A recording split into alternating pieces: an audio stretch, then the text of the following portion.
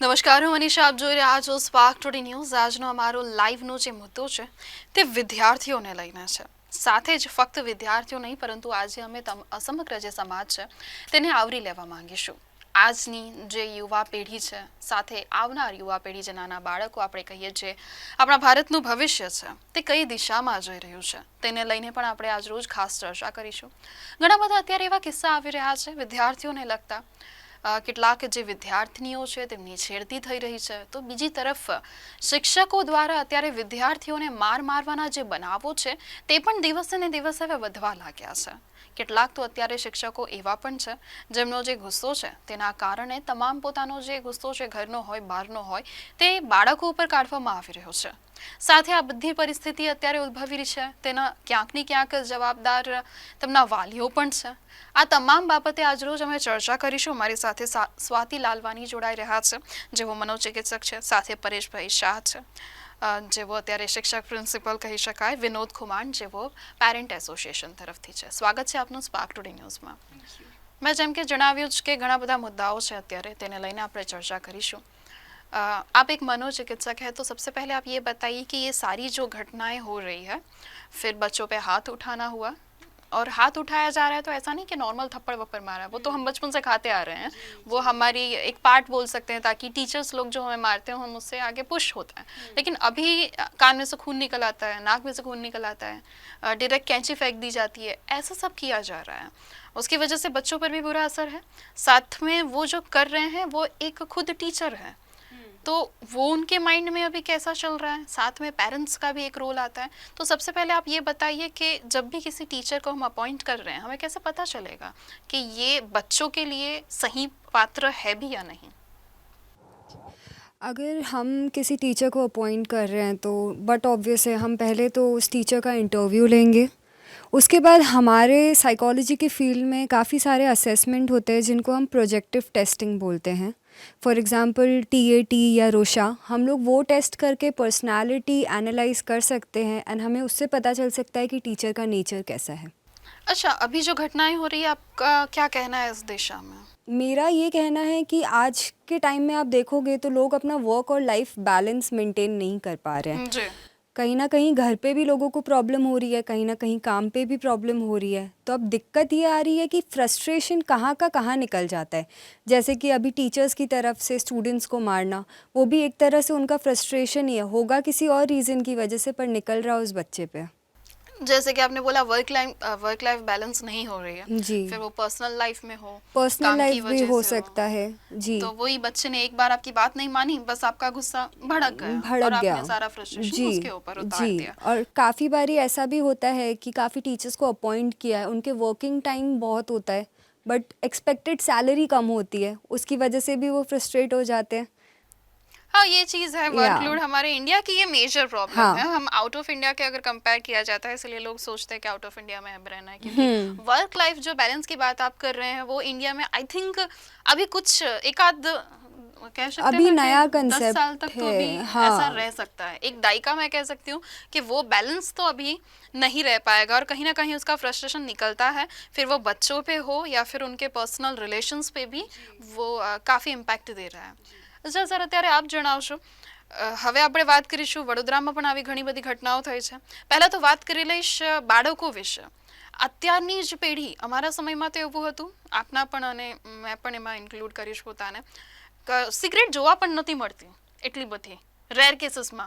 જો ફાધર પીતા પણ હોય તો અલગ દૂર, અને દારૂ વારું તો એટલું બધું કંઈ ખબર પણ ન હતી કે આ રીતે હોય છે. અને આજકાલ તો બાળકો લઈને જઈ રહ્યા છે. પ્રેરિત કેવી રીતે થઈ રહ્યા છે? પહેલાં તો સ્પાર્ક ટુડે ન્યૂઝનો ખૂબ ખૂબ આભાર કે બહુ સરકતો પ્રશ્ન આજે એક મૂકેલો છે. તમે જે આજે આ ટોકની જે શરૂઆત કરી, તો તમે તમારો અનુભવ કહો, હું મારો અનુભવ કહીશ. હું 1989થી આ ફિલ્ડમાં છું, આ ક્ષેત્રની અંદર. એટલે તમે જોવા જાઓ તો 32 વર્ષ થયા. અચ્છા, મારો તો જન્મ નતો થયો. હા, 32 વર્ષથી આ ક્ષેત્રની અંદર છું, એટલે મારો એક અનુભવ તમારી સામે હું શેર કરીશ. કારણ કે હવે આના ઉપર રિસર્ચ થવું બહુ જરૂરી છે, સંશોધન પણ કરવું પડશે કેમ આવું થઈ રહ્યું છે. થવા પાછળનું કારણ, હું 89થી 10 વર્ષનો આપણો તબક્કો જોઈએ તો એક તબક્કો એવો હતો કે જ્યારે પણ શાળાની અંદર શિક્ષક હોય કે આચાર્ય હોય એ વાલીને જ્યારે પણ બોલાવતા એમના બાળકના પ્રોગ્રેસ બાબતમાં અથવા તો બાળકના કાઉન્સિલિંગના સંદર્ભમાં ત્યારે પૂરો સહકાર મળતો. વાલી બહુ જ ખુશ થઈને શાળામાં આવતા, એનું એક કાઉન્સિલિંગ થતું. પછીના 10 વર્ષ એવા આવ્યા કે જેની અંદર શિક્ષક, શાળા, વાલી એમનો ક્યાંક રોલ રહ્યો. પછીનો તબક્કો એવો કે વાલી પણ એટલા બધા થોડા કામકાજની અંદર વ્યસ્ત રહ્યા, થોડું ઓછું ધ્યાન આપવા માંડ્યું. પછી છેલ્લા 5-10 વર્ષનો તબક્કો એવો છે કે વાલી અત્યારે પૂરેપૂરી અપેક્ષાઓ શાળા પાસે રાખે છે. કદાચ આપણે બોલાવી પણ છે કોઈક એક સંજોગોમાં વાલીને એમના બાળકના વિકાસના સંદર્ભની અંદર કે એમના પ્રોગ્રેસના સંદર્ભમાં. પૂરી ચર્ચાના અંતમાં વાલી એટલું જ કહે છે કે આ બાળકને અમે તમને સોંપ્યું, તમારે જ આ બાળકને જે કક્ષા સુધી લઈ જવાનું હોય એ કક્ષા સુધી તમારે લઈ જવાનું છે.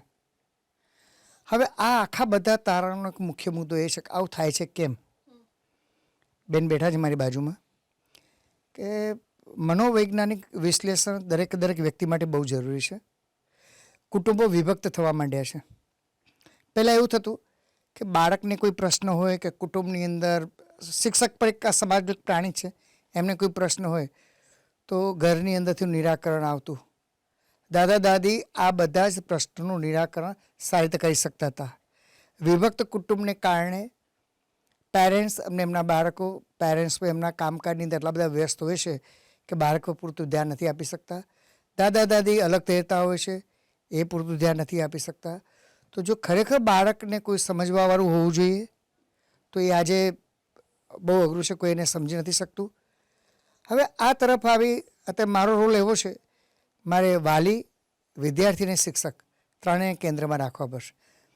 જે પણ શિક્ષકો તાલીમ લીધેલા છે, તાલીમ એટલે કે બીએડ થયેલા, તો એમને ભણવાની અંદર મનોવિજ્ઞાનનો એક વિષય જ આવે છે. જે શિક્ષકો શીખીને આવ્યા છે એને વર્ગખંડની અંદર પૂરેપૂરું સાતત્ય જાળવવું પડશે, એનો અમલ કરવો પડશે. કારણ કે બીજું એ પણ મુદ્દો મારા ધ્યાનમાં આવ્યો છે કે એક વર્ગખંડની અંદર 55 થી 60 વિદ્યાર્થીઓ હોય ત્યારે શિક્ષક દરેક વિદ્યાર્થીને ન્યાય નથી આપી શકતા. અને એનું જે રિએક્શન આવે છે એ અજાણતા કોઈ એક વિદ્યાર્થી ઉપર વધારે પડતું એના ફિઝિકલ એમને પનિશમેન્ટ થતું જોવા મળે છે. હું અહીંથી કહીશ કે વિદ્યાર્થીઓને સજા બિલકુલ કરવાની જ નથી. કારણ કે જોગવાઈ જ એવી છે કે તમે કોઈ વર્ડ્સ એટલે તમે એવું વિદ્યાર્થીને તમે શબ્દની અંદર પણ તમે ઠપકો નથી આપી શકતા. કારણ કે દરેક બાળકની પોતાની એક અલગ દુનિયા છે, અલગ વિશ્વ છે. તો ટૂંકમાં એટલું જ કહીશ, શિક્ષકે પણ હવે સમજવું પડશે. બદલાતા સમયમાં તમે જુઓ તો દર 3 મહિને કે 4 મહિને મોબાઈલ અપડેટ થઈ જાય છે, લોકોને નવું અપડેટ વર્ઝન જોઈએ છે. તો શિક્ષકે પણ બદલાતા સમય સાથે વિદ્યાર્થીઓને અનુરૂપ, વિદ્યાર્થીઓને ગમતું અને વિદ્યાર્થીઓ સાથે સારી રીતે કહી શકાય એવા અપડેટ જો થશે તો શિક્ષક આ વ્યવસાયમાં રહી શકશે, નહીં તો આ વ્યવસાયમાં નહીં રહી શકે. પરંતુ હવે શિક્ષકો માટે પણ ઘણું અઘરું થઈ ગયું છે ને. જેમ કે આપે કહ્યું કે અમારો બાળક આપને સોંપી દીધો. પહેલાં એવું ન હતું. મારી પણ હું વાત કરીશ તો જ્યારે પણ પ્રોગ્રેસ કાર્ડની વાત આવે તો મને પણ મનમાં બીક હતી કે મારા શિક્ષક મમ્મીને શું કહેશે તો પછી મમ્મી મને ઘરે જઈને મારશે કે બોલશે કે તારા લીધે તારા શિક્ષકે આવું કર્યું. એ બીક હવે આજકાલ કોઈ પણ બાળકમાં જોવા નથી મળતી. બીજી તમે વાત કરી ન્યુક્લિયર ફેમિલીની, તો જે આપણે જનરેશન ગેપની વાત કરીએ છીએ, મારા સમયમાં પણ છે, તમારા સમયમાં પણ હોય, બધાના સમયમાં 10 વર્ષના દાયકામાં જે વિચારમાં ફરક આવે એ આવે જ. તેમ છતાં પણ આજે પણ અમે બધા એટલું જ માન સન્માન આપીએ છીએ. તો તમને કેમ એવું લાગી રહ્યું છે કે આ પેઢી નથી આપી શકવાની, અને બની પણ રહ્યું છે આ પેઢી નથી આપી શકી? તો એમાં તમને શું લાગી રહ્યું છે કે આમાં ભૂલ કોની છે? કારણ કે એવું નથી કે મારા મમ્મી પપ્પા જોડે મારે કંઈક વિચાર સેમ હોય, એમની જોડે પણ અસમંજસ છે જ, દાદા દાદી સાથે બી અસમંજસ છે જ. આ વિચાર બધા જોડે છે. દાદા દાદી છે તો મમ્મીનું એમની જોડે એટલું નહીં બનતું હોય, 10 દાયકાનો ફરક છે. મારી મમ્મી જોડે કદાચ હવે મારું નહીં બનતું હોય તોય કપડાં ખરીદવા જતા હોઈએ જનરલી, મમ્મી કહે કે આ થોડું વધારે નાનું છે. ઠીક છે, એ વસ્તુ અમારા જોડે પણ બની છે. પરંતુ આજકાલના જે બાળકો છે ને એ નથી સમજી શકી રહ્યા. એનો અર્થ તમે શું કાઢી શકો છો? જો આમાં 2 વસ્તુ છે. તમે જે કહ્યું ને, પહેલું તમારા વક્તવ્યની એક વસ્તુ હતી કે શિક્ષકોને જે માન મળતું હતું એ કંઈક ઓછું થઈ ગયું, અથવા તો જે ડર હતો એ ઓછો થઈ ગયો. એની પાછળના 2 કારણો છે. આપણે આજે ટોક રાખ્યું છે કે શિક્ષક પનિશ કરે છે અને પછી એનો ઓવર રિએક્ટ થાય છે. હું પનિશમેન્ટમાં માનીશ કે હું જે દાયકામાંથી ભણીને આવ્યો છું, જો મારા શિક્ષકોએ મારી ભૂલને ન બતાવી હોત અને પનિશ ન કર્યું હોત તો મને લાગે હું આ જગ્યા પર ન પહોંચ્યો હોત. પણ હા, પનિશમેન્ટ એવું હોવું જોઈએ કે વિદ્યાર્થીને ફિઝિકલ રીતે ક્યાંય કોઈ નુકસાન ન પહોંચવું જોઈએ. બીજી બાબત, હવે આ જે પનિશમેન્ટની બાબત આવે એટલે શિક્ષક શું કરવા માંડ્યા કે જે વિદ્યાર્થી ભૂલ કરે છે એને અટકાવતા પણ નથી, એટલે અમુક કિસ્સાની અંદર ટોકતા પણ નથી, કારણ કે જો આપણે કહીશું તો આનું શું પરિણામ આવશે. ઘેરે અત્યારે પરિસ્થિતિ એવી છે કે નાના કુટુંબ છે, એક બાળક છે અથવા બે બાળક છે કુટુંબની અંદર, એટલે માતા પિતા પર બાળકને એટલું બધું સેફ ઝોન આપ્યું છે, એટલું બધું સલામતી એવું કે કહેવાય ઘેર કે કશું હા, પંપાડીને રાખે છે, ઘેર કશું જ કહેતા નથી. એવું કહી શકાય. પાણી માગે ને મા બાપ દૂધ આપે, Over 5 pamper. માગે તો 50 આપે. ઘણી વખત મા બાપની એવી અપેક્ષા કે હું જે જગ્યાએ નથી પહોંચી શક્યો, મારું બાળક એક જગ્યાએ પહોંચે એટલે એને પૂરેપૂરી છૂટછાટો મળતી હોય છે. એ છૂટછાટોને કારણે વર્ગખંડની અંદર એ વિદ્યાર્થી શિક્ષકને પણ ક્યાંક કોઓપરેટ નથી કરતું એ બાળક શિક્ષકને, અને ક્યાંક ઇગો ક્લેશ થાય છે, પરિસ્થિતિ ઊભી થાય છે. તો આવા સંજોગોની અંદર હું માનું છું કે શિક્ષક, વાલી, કારણ કે વિદ્યાર્થી તો બિલકુલ કહું છું કે મેચ્યોર નથી, બહુ નાના બાળકો છે, તો સૌથી મોટી જવાબદારી હું જે ક્ષેત્રમાં છું, હું મારી જવાબદારી એટલે કે હું શિક્ષણ સાથે સંકળાયેલો છું, તો આપના માધ્યમથી શિક્ષકોને કહીશું કે આપણે અપડેટ થઈએ, આપણે એક એવો વચ્ચેનો રસ્તો કાઢીએ કે તમારું પનિશમેન્ટ એવું હોવું જોઈએ કે વિદ્યાર્થીને ડર હોવો જોઈએ. એટલો બધો ડર પણ નહીં, પ્રેમ, સમય અને સંજોગ. હાથી ઉપર જો અંકુશ ન હોય તો હાથી જેવું પ્રાણી પણ નથી કંટ્રોલમાં રહેતું. તો આટલા વર્ગખંડની અંદર જો શિસ્ત જાળવવી હોય તો શિક્ષક પાસે પણ કંઈક હોવું જોઈએ. કોઈક, એટલે હું એવું નથી કહ્યું કે પનિશમેન્ટ સિવાય પણ કોઈક એક ટેકનિકનો જ ઉપયોગ કરી સારું. તમે ટીચર્સ પાસે જો ભણાવવાની સારામાં સારી પદ્ધતિ હોય, ટેકનિક હોય, તો મને લાગે છે કે વિદ્યાર્થી ધમાલ મસ્તીથી ભણવા તરફ જઈ શકે. એટલે ભણવાની અને ભણાવવાની પદ્ધતિ બંનેની અંદર કંઈક નવું પરિવર્તન શિક્ષકે આજના સમયમાં લાવશે તો વિદ્યાર્થીઓને આપણે એક સારા માર્ગ પર લઈ જઈ શકીશું ને આનું એક નિરાકરણ આવી શકે એવું મારું માનવું છે. એટલે કોઈ પણ વસ્તુની અતિ ન હોવી જોઈએ. અતિ ન હોવી જોઈએ. હા, પરંતુ તમ પણ શિક્ષકનું માન જળવાય ને એને થોડી બીક તો હોવી જ જોઈએ. એવું નથી કે બિલકુલ જ કોઈ ડર જ ના હોય કે મને શું કરી લેવાના શિક્ષક. ડર વગર તો વિદ્યાર્થી ભણી નહીં શકે. અચ્છા, આપ અત્યારે પેરેન્ટ એસોસિએશન તરફથી છો. સૌપ્રથમ આપ જણાવો કે આ આટલી બધી ચર્ચા કરી છે, આપ પણ તેના સહભાગી રહ્યા છો.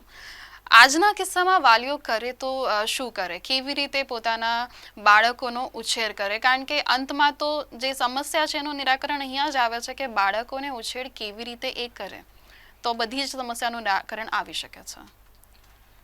આપ ત્રણેય શ્રીમાનોના મંતવ્ય પછી લગભગ મારે શું બોલવું એ લગભગ બધું મારું સ્પષ્ટ થઈ ગયું છે.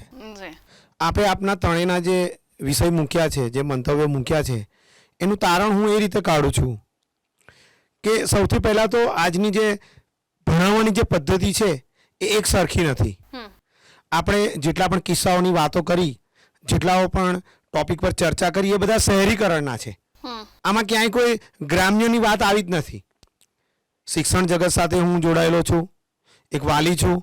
મારી પાસે કોલેજ સ્ટુડન્ટ, પ્રાઇવેટ સ્કૂલના વિદ્યાર્થીઓ, સરકારી સ્કૂલના વિદ્યાર્થીઓ, કોલેજના વિદ્યાર્થીઓ તમામ જોડાયેલા છે. કારણ કે અનેકની હું એક પત્રકારત્વ સાથે જોડાયેલો છું, સામાજિક એક્ટિવિસ્ટ છું, સાથે પેરેન્ટ્સ એસોસિએશન સાથે જોડાયેલો છું. આમ બહુરૂપી પ્રતિભાની સાથે સાથે મારી પાસે અનેક કિસ્સાઓ આવે છે. દિવસમાં 4 ફોન એવા આવતા હશે કે જેમાં મારે જુદા જુદા ટોપિક ઉપર લોકોને સમજાવવાના હોય છે. પરંતુ આજનો જે શિક્ષણનો સબ્જેક્ટ છે એના હું વાત કરવા માંગીશ તો પહેલાંના જમાનામાં આપણને શિક્ષકો મારતા હતા અને આપણા વાલી સ્કૂલે જઈને આપણી ભૂલ હોય તો સ્કૂલના ટીચરને જઈને કહી આવતા હતા કે હજી આને મારજો. પરંતુ આ માનવ અધિકાર આવી ગયો. શિક્ષકની પ્રિન્સિપાલ સરે જે રીતે વાત કરીએ ગરિમા હવે જળવાતી નથી. કારણ કે શિક્ષક જો વિદ્યાર્થીઓ ઉપર ગુસ્સો ઉતારતો હોય એના ઘણા બધા કારણ હોય છે. કારણ કે પ્રાઇવેટ સ્કૂલના શિક્ષકને જે પગાર આપવામાં આવે છે એના કરતાં વધારે એની પાસે કામ લેવામાં આવે છે. સ્કૂલ તરફથી એને અન્ય પ્રવૃત્તિઓ સોંપી દેવામાં આવે છે. એના જે ભણાવવાના કલાકો હોય છે એના કરતાં વધારે એને સ્કૂલમાં રોકી રાખવામાં આવે છે. એક મહિલા શિક્ષક હોય તો એને ઘરે એના બાળકોની જવાબદારી હોય, એના પતિની જવાબદારી હોય, પોતાના અંગત કંઈક કામો હોય, પણ સ્કૂલ એને એન કેન પ્રકારે બાંધી રાખતી હોય છે. આવા પણ એને કિસ્સાઓ છે. વિદ્યાર્થીઓની વાત કરીએ તો પહેલાંનો વિદ્યાર્થી ધમાલ્યો હતો, પરંતુ સાથે સાથે અભ્યાસ સાથે પણ એટલો જ જોડાયેલો હતો. પણ આજે એક વિકાસની હોડ જામી છે.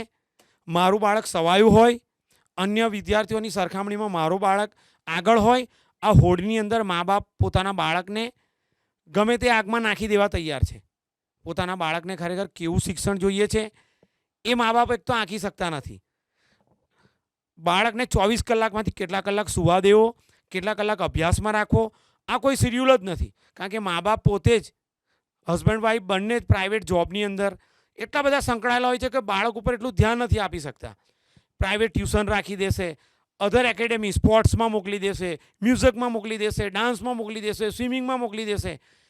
ગમે તે રીતે બાળકને 24 કલાકમાં વધારેમાં વધારે ક્યાં મારા બાળક બધું શીખીને આવે, પણ એ જે જગ્યાએ જાય છે ત્યાંથી કેટલું શીખીને આવે છે, કેવા વિદ્યાર્થીઓ સાથે એનો સંગ છે, મારું બાળક ખરેખર આ વસ્તુ શીખવા લાયક છે કે કેમ, આ કશું મા બાપ અત્યારના મા બાપ આ લગભગ આ બધા વિષયો પર વિચારતી નથી. વડોદરા શહેરની વાત કરીએ કે ગુજરાતની વાત કરીએ, જેટલા પણ મોટા અધિકારીઓ છે, જેટલા પણ મોટા ડૉક્ટર્સ છે, એન્જિનિયર છે, રાજકીય આગેવાનો છે, એ તમામે તમામ સરકારી સ્કૂલોની બદૌલત છે. પરંતુ હવે નવી જનરેશન પર આપણે આવીશું ત્યાં તમામે તમામ લોકો પ્રાઇવેટ સ્કૂલની ધરોહર હશે, જે માત્ર એક હોડ જામી છે. કારણ કે મા બાપ જ પોતાના બાળકને તૈયાર કરવા માટે એટલી બધી ફી ભરે છે કે પાછળથી એ બાળક મારા મા બાપે ભરેલી ફી કેવી રીતે મારે હવે વસૂલ કરવી, આ સમાજ પાસેથી, આ લોકો પાસેથી 1-1 કરોડ રૂપિયા ભરી અને જે મા બાપ પોતાના બાળકને ડૉક્ટર બનાવે છે, શું એ બાળક ઈમાનદારીથી સમાજ સેવાની ભાવનાથી સર્જરી કરશે? ના, એ એનું મોટું બિલ બનાવવામાં જ એની માનસિકતા હશે. એટલે મૂળ આપણે બાળકના અભ્યાસ અને માનસિકતાના વિષય ઉપર આવી જઈએ તો અત્યારે મા બાપ પોતાના બાળકને એક આગમાં નાખી રહ્યો છે વિકાસની, અને મારું બાળક સૌથી સવાયું થાય. પરંતુ આની અંદર વડોદરા શહેરની અંદર અને ગુજરાત રાજ્ય અને દેશમાં જે જુદા જુદા કિસ્સાઓ બની રહ્યા છે એ આનું પરિણામ છે. પરંતુ ગુજરાત સરકારે અને ભારત સરકારે સરકારી શાળાઓ અને પછાત વિસ્તારો, શહેરના અને દેશના છેલ્લામાં છેલ્લા ગામડા સુધીનો વિદ્યાર્થી ખરેખર કેવી રીતે ભણવો જોઈએ, કેવી રીતે તૈયાર થવો જોઈએ, દેશના વિકાસમાં અને પોતાના વિકાસમાં એનો કેટલો ફાળો હોવો જોઈએ, એવું કોઈક આયોજન કરે તો જ આ બધી આ સમસ્યાઓનું નિરાકરણ આવે તેમ છે. બાકી પરિસ્થિતિ જે છે તે એ જ રીતે ચાલ્યા કરશે એવું એક વાલી તરીકે મારું મંતવ્ય છે. બિલકુલ, આમાં પણ એ જ બાબત આવી ગઈ અતિ જ છે. કારણ કે આપે પણ જે રીતે કહ્યું કે સ્વિમિંગ પુલ, ડાન્સિંગ, એટલે આજ બધાના જે વાલીઓ છે એવું ઈચ્છે છે કે મારો બાળક બધી રીતે તૈયાર જ હોય, બધું જ એની અંદર ટેલેન્ટ આવી જાય. પહેલાં એવું ન હતું. કોઈ બાળક છે તો એક જ દિશામાં હોય, એક જ ટેલેન્ટ એમાં હોય. આજકાલના બાળક વધુ મેચ્યોર થઈ ગયા છે. મને તો એવું લાગે છે કે એમના એજ પ્રમાણે પણ વધુ મેચ્યોર થઈ રહ્યા હોય એવું પણ લાગી રહ્યું છે. પછી નાના બાળકને અત્યારે તો એમની રમવાની ઉંમર છે ને, એમાં એમને સંગીતના મતલબ મ્યુઝિક ક્લાસીસ છે ને, ડાન્સ ક્લાસીસ છે ને, કરાટે ક્લાસીસ છે, કે પછી ઘણી બધી વસ્તુઓ અત્યારે એમને યોગાથી લઈને એટલે બધી રીતે એમને તૈયાર કરવામાં આવી રહ્યા છે. એટલે નાના બાળકનું બાળપણ પણ ખોવાઈ રહ્યું છે. આપકા क्या मानना है इस बेस पे कि एक बच्चे को कितना सिखाना चाहिए? पहली बात तो ये है, जो अब इंडिया में 2 साल से कोविड का कंडीशन था, जी. तो अब माँ बाप, बच्चे, सब लोगों को टाइम तो मिल गया स्पेंड करने के लिए, बट माँ बाप की तरफ से बच्चों के लिए लिबर्टी बहुत बढ़ गई है. ओवर पैम्परिंग जो भी हमने बात. जी हाँ, तो एक लिमिट जो होती थी, जो अब तक हमारे जनरेशन के बच्चों को पता है कहीं ना कहीं, तो वो चीज़ से बच्चे बाहर हो गए हैं. तो अब प्रॉब्लम ये आ रही है कि अगर हम लोग बच्चों को कुछ बोलते भी हैं तो वो रिएक्ट कर देते हैं, उल्टा रिएक्ट करेंगे. एंड जैसे अब स्कूल में हम बोल रहे हैं कि हम लोग चलो स्कूल के टीचर्स को अपॉइंट करें, वो लोग बच्चों को फिर देखें, और अगर बच्चों में कोई बिहेवियर प्रॉब्लम्स हो तो उसको सुधारने को ट्राई करें. बट वो चीज़ मेरे हिसाब से पहले घर से शुरू होनी चाहिए, क्योंकि एक स्कूल में बच्चा लिमिटेड टाइम के लिए होता है, मेजॉरिटी ऑफ टाइम वो घर पे होता है. तो जिस तरह से पेरेंट्स उसका पेरेंटिंग कर रहे हैं, दैट इज़ मोर इम्पॉर्टेंट. शायद उसके बाद से हम ये प्रॉब्लम्स कहीं ना कहीं किसी हद तक एक पॉज ला सकते हैं उन पे. अब कुछ ज़्यादा हो गया है, मतलब ऐसा बोल सकते हैं. अब बहुत ज़्यादा हो गया हर है. चीज़ में आंसर्स देने लगे. हमें भी पता है कि कहाँ आंसर देना चाहिए, कहाँ नहीं देना चाहिए. एग्जैक्टली कुछ बड़ों का रखना चाहिए मान. शायद कभी वो गलत भी हो सकते हैं, बट अभी क्या हो गया ना, हर चीज़ में सहन मत करो। आजकल वो जो मोटिवेशनल स्पीकर्स के भी काफ़ी सारे जो वीडियोस आते रहते हैं, तो लोगों का माइंड में ये हो गया है कि बस अब मुझे बोलना ही है, मुझे बिल्कुल सहन नहीं करना है, बिल्कुल एडजस्टमेंट नहीं करना है, बिल्कुल कुछ भी नहीं करना है। तो ये चीज़ भी काफ़ी इम्पैक्ट कर रही है। जी। આપનું શું કહેવું છે આ બાબતે? વાલીઓની અપેક્ષા વિદ્યાર્થીઓ પાસેથી તો વધવા માંડી છે, જી વાસ્તવિકતા છે.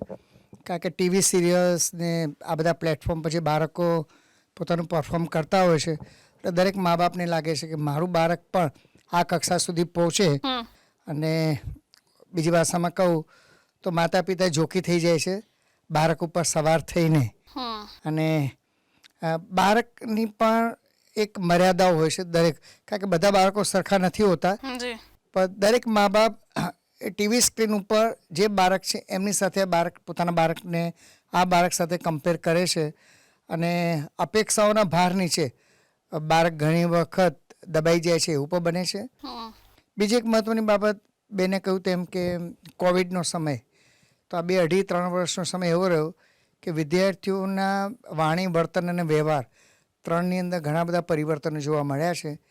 કારણ કે આ નાનો સમય નથી, બહુ જ મોટો સમય છે. કારણ કે આ જે 3 વર્ષ વિદ્યાર્થીઓને જોવા જઈએ તો એક વેકેશનનો સમયગાળો રહ્યો. તમે સામાન્ય જોવા જઈએ તો 1000 દિવસ બાળકો ઘરની અંદર પૂરાયેલા રહ્યા. તો એમના જે વ્યવહાર છે, એમનું વર્તન છે, એમની જે ટેવ છે, એની અંદર ઘણા બધા પરિવર્તન જોવા મળ્યા. એ પણ વર્ગખંડમાં જોવા મળે છે. શિક્ષકો 2 વર્ષ 2.5 વર્ષ સુધી ઓનલાઈન ટીચિંગમાં જ વ્યસ્ત હતા, પછી ઓફલાઈન તરફ આવ્યા. અને એ ઓફલાઈનમાં આવતા આવતા પણ એને જે વર્ષો જૂના શિક્ષકો છે એમને કોઈ વાંધો નથી આવ્યો. પછી થોડા સમયની અંદર જે શિક્ષકો હતા એમને વર્ગખંડની અંદર વિદ્યાર્થીઓ સાથે જે એટેચ થવું જોઈએ એ એટેચમેન્ટ નથી થઈ શક્યું. બીજું, હમણાં જે બનાવ તમે જે કહ્યા જે શાળાઓમાં થાય છે, એ ઘણી વખત કેવું છે કે જે શાળાઓ છે, નામાંકિત શાળાઓ છે, જે પણ શાળાઓ, એની અંદર જે શિક્ષકોને એપોઇન્ટ કરવામાં આવે છે, એ શિક્ષકોને એપોઇન્ટમેન્ટ આપતી વખતે અને તે વખતે જે ચકાસણી કરી અને જે ધારાધોરણમાંથી જે શિક્ષકો પસાર થાય છે, ઘણા શિક્ષકો એવા છે કે જે બીએડ નથી થયા અને વર્ગખંડની અંદર શિક્ષક તરીકેની કામગીરી કરે છે. એટલે મારા અગાઉના વક્તવ્યમાં મેં કહ્યું કે જે શિક્ષકો બીએડ થયા છે એમને મનોવિજ્ઞાનનો એક વિષય જ ભણવામાં આવે છે, એમને ખબર છે કે મારે વિદ્યાર્થીઓ સાથે કઈ રીતે વર્ગખંડની અંદર કાર્ય કરવાનું છે. તો અહીં તારણ એક જ છે કે સમાજ હવે નથી બદલાવાનો. આપણે જે જવાબદારી લઈને જે બેઠા છે, શિક્ષકો છે અથવા તો વાલી છે, પેરેન્ટિંગ કાઉન્સિલિંગ પર બહુ જરૂર છે. વાલીએ પણ સમય પર બદલાવવું પડશે. બાળકનું વર્તન, વાણીને વ્યવહાર, એ 3 પર ધ્યાન રાખવું પડશે. તો મને લાગે છે કે અમુક હદ સુધી જે અત્યારે ટોક શો છે, એ ટોક શો જે વાલી જોતા હશે એ પણ આમાંથી કંઈક નવું સારું શીખી શકશે. અને આ રીતે જ આપણે કંઈક પરિવર્તન અથવા તો કંઈ બદલાવ લાવવાનો પૂરો પ્રયત્ન કરી શકીશું. શું મેસેજ આપશો આપ? આજના ટોકથી હું વાલી, વિદ્યાર્થી અને સરકારને એ જ મેસેજ આપું છું કે જે કંઈ પણ વિષયો થઈ રહ્યા છે એમાં ત્રણેય ગંભીર થવું પડશે. અગાઉ પણ આ એક વિષય ઉપર મેં વાત કરી હતી કે દુનિયાના તમામ દેશો ફક્ત 15 દિવસ માટે ઓપન વિઝા કરી દે તો અડધું હિન્દુસ્તાન ખાલી થઈ જશે. વિદેશ જવાની પણ એક હોડ જામી છે. દુનિયાનો સૌથી યુવા દેશ ભારત છે અને આ જ યુવા ભારત દેશના તમામ યુવા વિદેશ જવા થનગની રહ્યા છે. એટલે પોતાનો જે બુદ્ધિજીવી વર્ગ છે આ દેશનો, એ વિદેશ તરફ પ્રયાણ કરે છે. એની પાછળનું મુખ્ય કારણ છે આ દેશની શિક્ષણની સિસ્ટમ. આ શિક્ષણમાં ચોક્કસ પરિવર્તન લાવવું પડશે, સિસ્ટમ બદલવી પડશે, નહીં તો આવનારો સમય આ દેશ કઈ દિશામાં જશે એ આપણે વિચારી નહીં શકીએ. એટલે શિક્ષણ પદ્ધતિની અંદર પરિવર્તન લાવવું પડશે. વાલી, વિદ્યાર્થીને સંતોષકારક રીતે શિક્ષણ મળે અને એણે ચૂકવેલા વળતર પ્રમાણે એના બાળકને ઘડતર થાય એવું આયોજન કરવું પડશે. નહીં તો ફરીથી હું કહું છું કે જેવું હતું એવું નિરંતર ચાલ્યા કરશે. આપણે વાતો કરતા રહીશું અને પરિસ્થિતિ એની એ જ રહેશે. બિલકુલ, ખૂબ ખૂબ આભાર આપનો અમારી સાથે. અચ્છા, મેસેજ આપવા માંગો છો? વિનોદભાઈ જે કહ્યું ને, તો આ ચર્ચાનું સમાપન આપણે જે ચર્ચા અત્યારે ફિઝિકલ પનિશમેન્ટ કે બીજું બધું હતું એ બધું બરાબર છે, પણ વિનોદભાઈના સૂરની અંદર હું એક વસ્તુ કહીશ. બૌદ્ધિક ધન જે આપણું વિદેશ જઈ રહ્યું છે, જો જાગીશું નહીં તો જાપાનની અત્યારે જે પરિસ્થિતિ છે કે ચીનની જે અત્યારે પરિસ્થિતિ છે, કેટલા બધા ત્યાં ગરડા લોકો છે અને યુવાધન ત્યાં નથી, તો આપણું યુવાધન વિદેશની અંદર હશે, જેની પાછળ આપણે રોકાણ કર્યું છે, જે આશા અપેક્ષાઓ, તો સરકારને ખરેખર જાગવું પડશે. જો શિક્ષણની નીતિ, રોજગારની નીતિ, સમાન વેતન, અથવા તો જે તમારું જે અહીં જે હોશિયાર જે વિદ્યાર્થીઓ છે એને જે યોગ્ય તક નહીં મળે, તો એ તક લેવા જો વિદેશ જતા રહેશે, તો મને લાગે છે આપણા દેશની અંદર સૌથી મોટો પ્રશ્ન આજે નહીં ભવિષ્યમાં આવશે. ફક્ત ચર્ચા જ કરતા રહીશું, એના બદલે કોઈક નવા ધારાધોરણ सरकारें विचारवा पड़શે. आप कोई मैसेज देना चाहते हैं? जी मेरी तरफ से ये है कि आज के टाइम पे बच्चों को बहुत ज़्यादा पीयर प्रेशर आ रहा है, उनसे एक्सपेक्टेशंस बहुत बढ़ गई है. आज पेरेंट्स को ऐसे लगता है कि जो चीज़ें हमें बचपन में नहीं मिली वो सब हमारे बच्चों को मिलना चाहिए, तो एक्स्ट्रा लीनियंट भी हो जाते हैं. कहीं ना कहीं काफ़ी पेरेंट्स ऐसे हैं जिनको ऐसे लगता है कि ठीक है हम बच्चों को उनके पसंद की चीज़ें दे देंगे, उसके बदले में हम अपने पसंद की चीज़ें कर सकेंगे. बट वो लोग ये नहीं समझ रहे हैं कि इसके बाद बच्चा इतना इनटॉलरेंट हो जाएगा फ्रस्ट्रेशन को लेकर कि कभी भी गुस्सा आया तो किसी को भी मार दिया, किसी को भी सुना दिया, वो अपने बिहेवियर पे बिल्कुल भी मतलब कंट्रोल नहीं कर पाएगा अपने बिहेवियर को. एंड अदर देन दैट, जैसे सर ने कहा, हमारे एजुकेशन सिस्टम को बदलना पड़ेगा. बिकॉज द थिंग इज़ कि आजकल के जितने भी हार्ड वर्किंग और टॉपर बच्चे हैं, वो लोग सारा नॉलेज निकाल के बाहर के कंट्रीज़ में पढ़ने चले जाते हैं और उस हिसाब से इंडिया रह जाएगा फिर खाली. तो हमको डेफिनेटली एजुकेशन सिस्टम में चेंजेस लाने चाहिए. બિલકુલ, ખૂબ ખૂબ આભાર આપનો અમારી સાથે જોડાવા માટે. નિરાકરણ અત્યારે એ જ છે કે ઘણી બધી ચીજોના, કહી શકાય, વસ્તુઓનો જે બદલાવ છે તે લાવવો અત્યારે જરૂરી છે. અને જેમ કે અંતમાં આપણે ચર્ચા કરી, એવું લાગે છે કે છેલ્લા એકાદ બે દાયકા બાદ આવું ને આવું ચાલતું રહ્યું તો આપણા દેશમાં ફક્ત વૃદ્ધ લોકો જ જોવા મળશે. ઘરની જરૂર જ નહીં પડે, પછી બધા પોતપોતાના ઘરમાં રહેવા માંડશે, કારણ કે યુવાધન અત્યારથી જ ખૂબ જ ઘેલછા છે જ. સ્વાભાવિક છે, મારા પણ બધા ફ્રેન્ડ સર્કલ છે, એ લોકો બસ આઉટ ઓફ ઇન્ડિયા જવું જ છે અને ઘણા લોકો જતા પણ રહ્યા છે. તો મારા કહેવાનો મતલબ છે, યુવાઓ જઈ રહ્યા છે, કેટલાક એવા છે જે ફેમિલી સાથે સેટલ થઈ રહ્યા છે, તેમના નાના છોકરાઓ પણ ત્યાં જઈ રહ્યા છે, એટલે આપણું આવનાર જે ભવિષ્ય છે એ પણ ત્યાં જ જઈ રહ્યું છે. તો વધ્યા એમના ખાલી પેરેન્ટ્સ, જેમને એવો પૈસા મોકલી આપશે દર મહિને, એ રહેશે. એટલે કે આપણે જેમ તમે કહ્યું કે યુવાધન સૌથી વધુ ભારતમાં છે, એ અત્યારે કદાચ છે, અને એ યુવાધન ખૂબ જ ફ્રસ્ટ્રેટેડ છે. પહેલી વાત તો એ છે જ, કારણ કે જે પરિસ્થિતિ આપણા દેશમાં ચાલી રહી છે, તો સૌથી વધુ યુવાધન હોવાના કારણે આપણી પાસે જે તક છે તે અંતર્ગત ગવર્મેન્ટે અત્યારે એક પોઝિટિવ દિશામાં કંઈક કરવું જોઈએ. નહીં તો અત્યારે બધા જ લોકો વિચારી રહ્યા છે કે આઉટ ઓફ ઇન્ડિયા જવું છે. એક કન્ટ્રી નથી, ઘણી બધી કન્ટ્રીઝ છે. જતા રહેશો તો એ કન્ટ્રીનો તો આપણને ફાયદો જ છે, અને પરંતુ અહીં જો વાત કરવામાં આવે તો ઘણી સમસ્યાઓનો સામનો આપણા દેશને પણ કરવો પડી શકે છે. અત્યારે તો આપણે ફક્ત વાલીઓ બાળકોની વાત કરી છે, પરંતુ આ એક મોટી દિશામાં આગળ વધી શકે છે, જે સીધા આપણા દેશની જ્યારે વાત કરવામાં આવે તો તેને પણ એફેક્ટ જરૂરથી કરશે. ખૂબ ખૂબ આભાર આપ સૌ દર્શકોનો અમારી સાથે જોડાવા માટે. કેમેરા પર્સન ગૌતમ સાથે Manisha Mahato, spark today news.